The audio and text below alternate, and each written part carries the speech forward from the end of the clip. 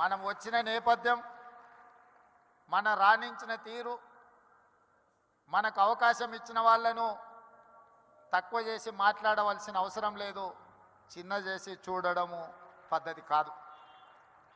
అదేవిధంగా కమ్యూనిటీకి సంబంధించిన గొప్ప వ్యక్తుల గురించి, చరిత్ర గురించి మా మిత్రులు చాలామంది చెప్పారు. మిత్రుడు కుసుమ్ కుమార్ గారు ఎన్టీఆర్ కంటే ముందు 52 మంది కమ్మ సామాజిక వర్గం ఎమ్మెల్యేలు ఉండేవాళ్ళు అని అన్నారు.